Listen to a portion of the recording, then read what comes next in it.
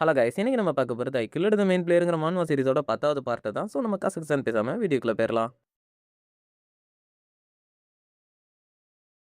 Demonic பீயிங்ஸால மக்களுக்கு ரொம்ப காலமாவே இந்த உலகத்துல ஆபத்து இருக்கு. அந்த மாதிரி தான் இந்த ஃபாரஸ்டோட ரூலர்ல ஒரு ஆளு தான் அந்த 2 தலை ஓர்க்குமே. அதால பல மக்கள் பாதிக்கப்பட்டிருக்காங்க. இப்ப அந்த ஓர்க்கும் அது கூட இருந்த அந்த ஹண்டிங் டாக்ஸும் அது இருக்கிற இடத்துக்கு வந்து பாக்காங்க. அந்த ஹண்டிங் டாக் கத்த ஆரம்பிக்கு. ஏன்னா அந்த பிரெக்னெண்டா இருந்த ஹண்டிங் டாக் யாரோ கடத்திட்டு போயிருக்காங்க. உடனே அந்த ஹண்டிங் டாக் அந்த ஃபீமேலோட சென்ட ஃபாலோ பண்ணி போக ஆரம்பிக்குது. கரெக்டா அது இருக்கிற இடத்துக்கு வந்து பார்த்தா அதை யாரோ கட்டி போட்டு வச்சிருக்காங்க. கிட்ட போய் அதுக்கு எதுவும் ஆகலைன்னு செக் பண்ணிக்கிட்டு இருக்கல. அந்த இடத்துல நிறைய ட்ராப் ஆக்டிவேட் ஆகுது. அதுல 2 ஹண்டிங் டாக் செத்து போயிருது. ஒன்னே ஒன்னு மட்டும் பயத்துல ஓட ஆரம்பிக்கு. இந்த ஹண்டிங் டாக்ஸ் அப்புறம் இந்த மான்ஸ்டர்ஸ் எல்லாத்துக்குமே டேஞ்சர் சென்ஸ்னு ஒன்னு இருக்கும். அதனாலே அதுக்கு ஆபத்து வருதுன்னா சீக்கிரமா அது கண்டுபிடிச்சிரும். ஆனா அது பதட்டமா இருக்கிற சூழ்நிலையில அதால பயன்படுத்த முடியாது. அந்த விஷயத்தை நம்ம ஹீரோ பயன்படுத்திக்கிட்டா. இப்ப அந்த ஓடி வந்த ஹண்டிங் டாக் ஒரு இடத்துல நின்னுகிட்டு இருக்க. கீழே பார்த்தா எக்கச்சக்கமான கல் இருக்கு. அது எல்லாத்துலயுமே ரூன் மேஜிக் பொறிக்கப்பட்டிருக்கு. டக்குன்னு பார்த்தா அந்த கல் எல்லாமே லேண்ட்மைன் மாதிரி வெடிக்க ஆரம்பிக்குது. அந்த நாயும் க்ளோஸ். அந்த இடத்துக்கு வந்து அந்த ஓனை இறந்து போயிருந்ததை பார்த்தா அந்த 2 தலை ஊருக்கு பயங்கரமா காண்டாகுது. ஏன்னா அதோட லாயலான சபார்டினேட்ஸ் எல்லாத்தையுமே அது இழந்துருச்சு. அதனாலதான் அது கோவத்துல கத்தையில அந்த இடத்துல நிறைய ட்ராப் ஆக்டிவேட் ஆகி அது மேல விழ ஆரம்பிக்கு. ஆனா அது பெருசா அதை அஃபெக்ட் பண்ணல. இந்த விஷயத்தை யார் பண்ணான்னு சொல்லி அதை பார்க்க அந்த இடத்துல நம்ம ஹீரோ தான் நின்னுகிட்டு இருக்கா. நேச்சுரலாவே இந்த 2 தலை ஓர்க்கு ஒரு ஹண்டர். அதுல ஒரு மண்டையில கண் பார்வை அதிகமா இருக்கும். இன்னொரு மண்டையில ஸ்மெல்லிங் சென்ஸ் அதிகமா இருக்கும். சோ அதுகிட்ட காலடி தடத்தை மறைக்கிறது வேஸ்ட். சோ நம்ம ஹீரோ அப்படியே ஓடி போறான். அன்னைக்கு ஃபுல்லா அது நம்ம ஹீரோவை தேடி பாக்குது. ஆனா நம்ம ஹீரோவை அதால கண்டே பிடிக்க முடியல. நைட் அது கேம்ப் பண்ணி ரெஸ்ட் எடுத்துக்கிட்டு இருக்கல. அது எதிர்பார்க்காத மாதிரி நம்ம ஹீரோ ஆம்புஷ் பண்றான். அந்த ட்ராப் மாதிரி எக்கச்சக்கமான ட்ராப்ல தொடர்ந்து மாட்ட ஆரம்பிக்கு. இது இறைய பிடிக்கலாம்னு பார்த்தா கடைசியில இதையே நம்ம ஹீரோ இறைய மாத்திட்டான். இந்த மாதிரி 3 நாட்கள் கடந்து போகுது. அப்பல தான் அது ஒரு விஷயத்தையே புரிஞ்சுக்குது. அது ஒருத்தனை ஹண்ட் பண்ணலாம்னு ட்ரை பண்ணா அதை ஒருத்தன் ஹண்ட் பண்ணிக்கிட்டு இருக்கான்றத ஹாய்னு ஒரு சத்தம் கேக்குது. பின்னாடி பார்த்தா நம்ம ஹீரோ நின்னுகிட்டு இருக்கான். இத்தனை நாள் உன்னை பிடிக்கிறதுக்கு ரொம்ப கஷ்டப்பட்டுட்டேன். இதை ஒரு முடிவுக்கு கொண்டு வருவோம்னு பையன் சொல்றான். அது நம்ம ஹீரோவை பார்த்து வெறியில நம்ம ஹீரோவை பார்த்து வெறி கொண்டு வெங்கையா ஓடிக்கிட்டு வருது. நம்ம ஹீரோவுமே போறான். கிட்ட வந்தது ஒரு ஜம்ப் அடிச்சு அவனோட ஸ்பியரை தூக்கி எறிறான். அதோட வயித்துல பாதி இடம் கிழிஞ்சு போயிருது. அப்படியே அதோட கிட்ட போய் வயித்திலே ஒரு குத்து. அவ்வளவுதான் அதோட கதையே முடிஞ்சிருது. என்னோட ஆராக்கோரை ஃபுல்லா ஃபில் பண்ணியுமே அதை பெருசா நான் யூஸ் பண்ண மாதிரி தெரியலன்னு கொட்டாய் விட்டுக்கிட்டு இருக்கான். எனிவேஸ் இந்த ஓர்கோட கதை முடிஞ்சிருச்சு. மரியட் அவளோட வேலையை கரெக்டா பண்ணுவான்னு நம்புறேன் அப்படின்னு சொல்லி நினைக்கான். 3 நாளைக்கு முன்னாடி மரியட் கூட பேசின விஷயத்தை நம்ம கிட்ட இப்ப காட்டுறாங்க. நீ என்ன எவ்வளவு நம்புற அப்படின்னு நம்ம ஹீரோ கேட்க, பொட்டேட்டோ வச்சு கிம்ச்சியை பண்ணுவேன்னு சொன்னா கூட நான் அதை நம்புவேன். அந்த அளவுக்கு நான் உன்னை நம்புறேன். அடுத்த கேள்வியா அந்த நம்பிக்கைக்காக என் கூட எவ்வளவு தூரம் வருவேன் அப்படின்னு சொல்லிட்டு பையன் கேட்கான். அதை கேட்ட மரியட்டுக்கு பயங்கரமா ஷாக் ஆயிருது. நான் எவ்வளவு தூரம் வருவேன், என்ன பண்ணுவேன் அப்படின்னு சொல்லிட்டு கத்திக்கிட்டு இருக்கா. ஐ மீன் ரொம்ப எக்ஸைட் ஆகி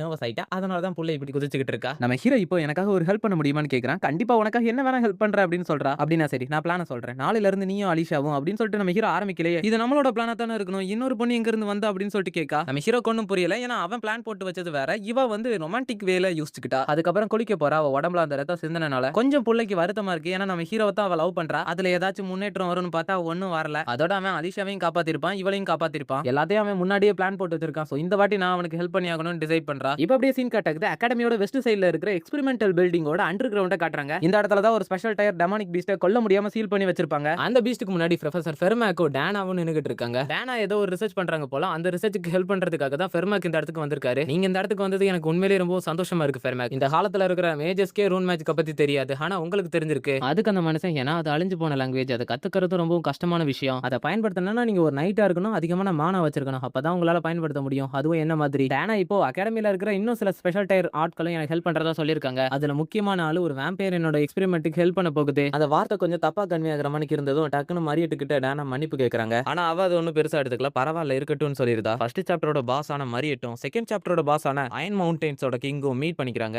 அந்த இடத்துல இந்த எபிசோட் முடியுது. Haunted house mission. நம்ம hero semi first rank monster தோக்கடிச்சதனால அடுத்த கட்டமா செமி ஃபர்ஸ்ட் ரேங்க் ஸ்பிரிட் தோக்கடிக்கணும். நம்ம ஹீரோட ரூன் மேஜிக்னால நம்ம ஹீரோவாலையும் ஸ்பிரிட்டை பார்க்க முடியாது. அந்த ஸ்பிரிட்டாலையும் நம்ம ஹீரோவை எதுவும் பண்ண முடியாது. ஆனா இந்த மிஷன் அதுக்கு மாறானது. செபாஸ்டியன் டியூக் கேஸ்லயே பார்த்திருப்போம். ஒரு ஸ்பிரிட் யாரையாச்சும் பொசஸ் பண்ணிருச்சுனா அது மூலமா நம்ம ஹீரோவை அதால அட்டாக் பண்ண முடியும். ஆனா இந்த கேஸ்ல அது வெறும் ஒரு மனுஷனை பொசஸ் பண்ணல, ஒரு மொத்த வீட்டையும் பொசஸ் பண்ணிருக்கு. இந்த மாதிரி சிச்சுவேஷன் தான் போர்டிகாஸ்ட் பினாமினன்னு சொல்லுவாங்க. இந்த மிஷன் ஸ்டார்ட் ஆனதுமே ஃபர்ஸ்ட் ஒரு ஜம்ப் அடிச்சு அந்த அட்டாக்ல இருந்து டாச் ஆகணும். அதுக்கப்புறம் நம்மளோட ஸ்பியரை யூஸ் பண்ணி மேல இருக்கிற ரூட்டை வெட்டணும். அதுக்கப்புறம் இன்னொரு ஜம்ப் அடிச்சு ஸ்ட்ரைட்டா நம்மளோட ஸ்பியரை வச்சுக்கிட்டு அந்த வீட்டை நோக்கி ஓடணும். கூடவே அந்த வீட்டோட கண்ணாடியை உடைச்சு அந்த பீசஸ் எல்லாம் எல்லா இடத்துலயும் சதற விடணும். அதுக்கப்புறம் ஒரு ஸ்லைடு பண்ணி சரக்குன்னு அந்த வீட்டுக்குள்ள புகுந்துறணும். அதுக்கப்புறம் உள்ள போனது ஃபர்ஸ்டா நீங்க பண்ண வேண்டியது அப்பர் ரைட் கார்னர்ல இருக்கிற கிளாக்க மொத்தமா முடிச்சிரணும். அண்ட் அதுக்கு அடுத்து அது நெயில்ஸை வச்சு அட்டாக் பண்ண பார்க்கும். அந்த அட்டாக்லாம் தடுத்துட்டு நம்ம டாப் ஃப்ளோர் போறதுக்கு எந்த ஒரு பயனும் இல்ல. சோ டைரக்டா அண்டர் கிரவுண்டுக்கு போயிரணும். இந்த விஷயத்தெல்லாம் இன்ஸ்பெக்டர் ஹமன் பர்ன் பாத்துக்கிட்டு இருக்காரு. இதுக்கப்புறமா நம்ம ஹீரோ கசகசன் பேசுவான். அதெல்லாம் சொல்றதுக்கு எனக்கு வாய் வலிக்குது. சிம்பிளா சொல்லணும், வீட்டுக்குள்ள இருக்கிற எல்லா பொருட்களையும் முடிச்சிட்டான். சோ அது எதை வச்சு அட்டாக் பண்றதுன்னு அதுக்கே தெரியாது. அந்த மாதிரி சிச்சுவேஷன்ல நம்ம கிட்ட இருக்கிற எல்லா ரூனையுமே ஆக்டிவேட் பண்ணிட்டு கேஷுவலா வீட்டை விட்டு நடந்து வந்தோம்னா அந்த வீடே அப்படியே தானா கொழுந்து விட்டு எரிய ஆரம்பிச்சிடும். வெளியே கெத்தா நடந்து வந்த நம்ம ஹீரோட கண்ணுல ஒரு வெறி தெரியுது. அசால்ட்டா முடிச்சேன் பாத்தீங்களா அப்படின்னு சொல்றான். 30 செகண்ட்ல பையன் இந்த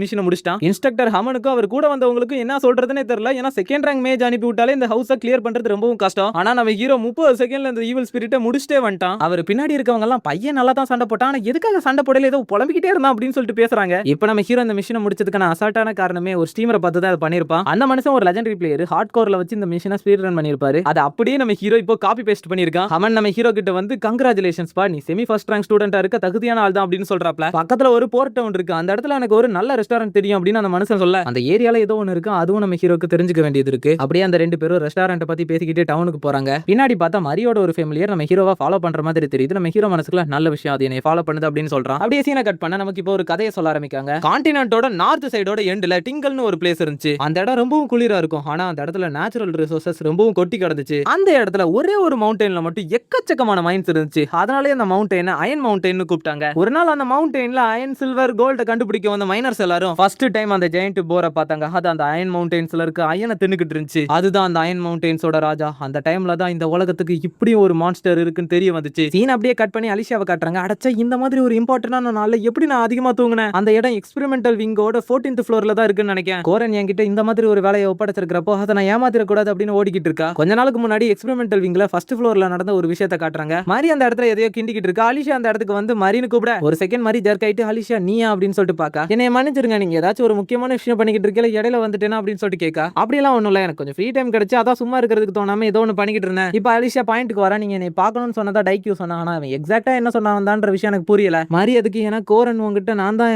இந்த விஷயத்தை எக்ஸ்பிளைன் பண்ணணும்னு சொன்னா. அதை நம்ம ஆரம்பிக்கிறதுக்கு முன்னாடி நீ கொஞ்சம் இதை ட்ரை பண்ணி பாக்குறியா அப்படின்னு மாதிரி உனக்கு கொடுக்குறா. இது எலிக்சரான அலிஷா கேட்க ஆமான்னு மாதிரி சொன்ன. அடுத்த செகண்ட் எடுத்து மடக்கு மடக்குன்னு குடிக்க ஆரம்பிச்சிருந்தா. ஏமா கொஞ்சம் பொறுமையா குடிமா, அது கொஞ்சம் சூடா இருக்கும், அதோட அது சேஃபா இல்லையா நான் இன்னும் செக்கே பண்ணல. என்னதே அப்படின்னு அலிஷா கேட்டுட்டு அடுத்த செகண்டே தொண்டையை பிடிக்கிறா. மாதிரி பதறி போயிருந்தா ஏதாச்சும் ஆயிருச்சா அப்படின்னு சொல்லிட்டு கேட்க டக்குனு அலிஷா உற்சாகமா இருந்தா இது ரொம்ப சூப்பரா இருக்கு, இதோட டேஸ்ட் செம்மையா இருக்கு அப்படின்னு சொல்றா. அவ்வளவு சூப்பரா இருக்கு அப்படின்னு மாதிரி கேட்டுட்டு நோட்ஸ் எடுக்க ஆரம்பிச்சிருந்தா. டேஸ்ட் செக், சேஃப்டி செக் அப்படின்னு சொல்லி. இப்போ அலிஷா கோரன் என்னத்தை எக்ஸ்பிளைன் பண்ண சொன்னா அப்படின்னு சொல்லிட்டு கேட்கா. இதுக்கப்புறம் நடக்க போற விஷயங்களை பத்தி கோரன் உங்ககிட்ட சொல்ல சொன்னா. என்ன விஷயம்? அது அந்த அயன் மவுண்டன்ஸோட கிங்க பத்தின விஷயம். அப்படியே சீன் காட்டாக்குது, மறுபடியும் பிரசன்ட்ட காட்டுறாங்க. அலிஷா ரொம்ப வேகமா அந்த எக்ஸ்பெரிமெண்டல் விங்க நோக்கி ஓடி போய்கிட்டு இருக்கா. அந்த இடத்துல தான் அயன் மவுண்டனோட கிங்க அடைச்சு வச்சிருப்பாங்க. கரெக்டா அந்த இடத்துக்கு தான் அலிஷாவை இந்த டைம் நம்ம ஹீரோ போக சொல்லியிருப்பான். எதுக்காக கோரன் என்ன அந்த இடத்துக்கு போக சொன்னான்னு எனக்கு தெரியல, ஆனா நான் டக்குனு அந்த இடத்துக்கு போய் ஆகணும் அப்படின்னு ஓடி போய்கிட்டு இருக்கா. சீன் காட்டாக்குது, எக்ஸ்பெரிமெண்டல் விங்கோட 14th ஃப்ளோரை காட்டுறாங்க. இந்த இடத்துல மரியட் இருக்கிறதுக்கு ஒரு காரணம் இருக்கு. மிஸ் டேனா ஒரு ரிசர்ச் பண்ணிட்டு இருக்காங்க. அதுக்கு நம்ம மரியட் ஹெல்ப் பண்ண போறா. அதுக்காக தான் ஃபெர்மாக்குமே இந்த இடத்துக்கு வந்திருக்காரு. எல்லா மான்ஸ்டர் குரூப்லயுமே ஆல்பா அப்படின்னு சொல்லிட்டு ஒரு மான்ஸ்டர் இருக்கும். அது மத்த மான்ஸ்டர்ஸ் எல்லாம் கமாண்ட் பண்ணும். சிம்பிளா சொல்லணும்னா அந்த ரேஸ்ல அந்த மான்ஸ்டருக்கு மட்டும் மத்த மான்ஸ்டரை விட அறிவு அதிகமா இருக்கும். அது ஒரு பக்கம் இருக்கட்டும். அப்படியே நம்ம ஸ்பெஷல் ரேங்க் டெமானிக் பீஸ்ட் கிட்ட வந்தோம்னு வச்சுக்கோங்களேன், அதால லோவர் ரேங்க் மான்ஸ்டர்ஸ் எல்லாத்தையுமே டாமினேட் பண்ண முடியும். மரியட்டுமே அவுட் ஆஃப் கண்ட்ரோல்ல இருந்த டைம்ல இந்த விஷயத்தை பண்ணிருப்பா. ஆனா அவ டாமினேட் பண்ண மணிக்கு அவளுக்கு ஞாபகம் இல்ல. அவ அந்த மான்ஸ்டரோட பயத்தை பயன்படுத்தி இருப்பா. அதுக்கு மிஸ் டேனா அது உன்னோட ஸ்பீசிஸ் பவரா இருக்கலாம். அண்ட் இந்த மாதிரி பீயிங்ஸ் எல்லாம் 3 விதமா கேட்டகரைஸ் பண்ணலாம். ஒன்னு demonic Beast, demonic spirit, demonic human. ஆனா இந்த 3 பேர்கிட்டயுமே இருக்கிற காமனான ஒரே ஒரு விஷயம், ஒவ்வொரு ரேஸ்ல இருக்கிற ஆல்பாவால பண்ண முடிஞ்ச விஷயத்தை இவங்க எல்லாத்தாலையும் பண்ண முடியும். மரியாதை கேட்டுட்டு அப்படின்னா மத்த டெமானிக் ஹியூமனை என்னால கண்ட்ரோல் பண்ண முடியும்னு சொல்றீங்களா அப்படின்னு கேட்க, அந்த விஷயத்தை தான் நாங்க இன்னும் ரிசர்ச் பண்ணிக்கிட்டு இருக்கோம். ஏன்னா டெமானிக் ஹியூமனோட இன்டெலிஜென்ஸ் லெவல் வந்து ஹியூமன்ஸ் விட ரொம்ப அதிகமானது. என்னைய பொறுத்த அளவுல அவங்கள கண்ட்ரோல் பண்றோங்கிறது முடியாத காரியம். சரி, தியரி எல்லாம் போதும், ஒரு சின்ன எக்ஸ்பெரிமெண்ட் பண்ணி பார்க்கலாமா அப்படின்னு சொல்லிட்டு மிஸ் டேனா அங்க நிறைய லோ ரேங்க் போர் மான்ஸ்டரை கொண்டு வர சொல்றாங்க. வந்த மான்ஸ்டரை மரியட்டை டாமினேட் பண்ண சொல்றாங்க. மரியட்டும் சரின்னு சொல்லிட்டு வெளியே வாங்க அப்படின்னு சொல்லி கூப்பிடுறா. அந்த மான்ஸ்டர் அந்த ஆர்டரை கேட்டு அந்த கூண்டை விட்டு வெளியே வருது. அதுக்கப்புறம் நில்லுன்னு சொல்லி கீழே உட்காருன்னு சொன்னா அது உட்கார்ந்துகிட்டு பைத்தியக்காரத்தனமா சுத்த ஆரம்பிச்சிருது. ஏப்பா உங்களை உட்கார சொன்னப்பா, இந்த மாதிரி பண்ண சொல்லல. அப்படியே மிஸ் டேனாவை பார்த்து, மிஸ் டேனா இது என் பேச்ச கேட்க மாட்டீங்க அப்படிங்க. அதுக்கான காரணம் அதோட இன்டெலிஜென்ஸ்க்கு நீ என்ன சொல்ல வரன்றது புரியல. சரி, மத்த பீஸ்ட் எல்லாம் உன்னோட கமெண்ட்க்கு எப்படி ரியாக்ட் பண்ணுதுன்னு பாப்போம். மிஸ்டர் ஃபெர்மா கிங் போரோட ஒரே ஒரு சீலை மட்டும் ரிலீஸ் பண்ணுங்க அப்படின்னு சொல்றா. மனுஷனும் சரின்னு சொல்லிட்டு அவரோட ரூன் மேஜிக்கை பயன்படுத்தி ரிமூவ் பண்றாரு. ஆனா அதுக்கே அந்த போர் அதோட சுத்தி இருந்த சங்கிலி எல்லாம் பிக்க ஆரம்பிச்சிருச்சு. மிஸ் டேனா டீம் 1, 3 அப்புறம் 7 பிரஷர் சர்க்கிளை ஆக்டிவேட் பண்ண சொல்றாங்க. அப்புறம் டீம் 4, 6 செயினை ரெயின்ஃபோர்ஸ் பண்ண சொல்றாங்க. அங்க இருந்த நார்மல் போர் எல்லாமே அந்த கிங் போருக்கு அட்ராக்ட் ஆகி இருக்கிற எல்லாத்தையும் அட்டாக் பண்ண வருது. கரெக்டா அந்த நேரம் ஒரு கேஜ் வெடிக்குது. டெமானிக் பீஸ்ட் கேஜ் 107ல இருக்கிற பீஸ்ட் எஸ்கேப் ஆயிருச்சுன்னு அலர்ட் வருது. அந்த மான்ஸ்டர் டைரக்டா இவங்களை அட்டாக் பண்ண வர மரிட்டா அதை தடுத்துக்கிட்டு இருக்கா. உடனே ஃபெர்மாக் இடையில புகுந்து அந்த மான்ஸ்டரை துவச்சு தொங்க விட்டுருந்தாரு. மிஸ் டேனா ஏதோ தப்பா இருக்குன்னு அந்த மனுஷன் சொல்ல அந்த இடமே அதிர ஆரம்பிக்கு. அந்த லேப்ல ஒர்க் பண்ற ஒரு மனுஷன் ஓடி வந்து என்னாச்சுன்னு தெரியல, இருக்கிற எல்லா மான்ஸ்டருமே அதோட கேஜை விட்டு தப்பிக்க பாக்குது. இந்த இடத்தை விட்டு நீங்க டக்குன்னு கிளம்பி ஆகணும் மிஸ் டேனா அப்படின்னு சொல்றாரு. ஆனா மிஸ் டேனா அதை கேட்காம இருக்கிற எல்லா லார்ஜ் பிரஷர் கண்ட்ரோல் சர்க்கிளையும் ஆக்டிவேட் பண்ணுங்க அப்படின்னு சொல்லிட்டு இருக்காங்க. அடச்சா, இந்த பிரச்சனை மட்டும் இதுக்கு மேல பெருசாச்சுன்னா எங்களுக்கு வர ஃபண்ட் நின்னு போயிடும். கூடவே இந்த பிரச்சனையை சேஃபாவும் ஹேண்டில் பண்ணி ஆகணும்னு அவங்க பாத்துக்கிட்டு இருக்கா. இது டீம் 2 மேஜிக் சர்க்கிள் எதுவுமே ஒர்க் ஆகல. யாரோ மேஜிக் சர்க்கிளை டேமேஜ் பண்ணிட்டாங்க. அடுத்த செகண்ட் அந்த கிங் ஆஃப் த அயன் போர் அதோட சங்கிலி எல்லாத்தையுமே உடைக்குது. மிஸ் டேனா அதை பார்த்துட்டு இப்போ king of the iron mountain தப்பிச்சிருச்சு அப்படின்னு சொல்லி ஷாக் ஆகுறாங்க. அந்த இடத்துல இந்த எபிசோட் முடியுது. சரி ஓகே நண்பர்களே, கண்டிப்பா இந்த எபிசோட் உங்களுக்கு பிடிச்சிருக்கும் நம்புறேன். பிடிச்சிருந்துச்சுன்னா மறக்காம நம்ம சேனலை சப்ஸ்கிரைப் பண்ணிட்டு கூடவே like and comment hype points எல்லாம் போட்டுட்டு பாருங்க. நான் உங்களை நாளைக்கு சந்திக்கிறேன். Tata bye bye, see you. நாளைக்கு தான் வருவேன், கவலைப்படாதீங்க.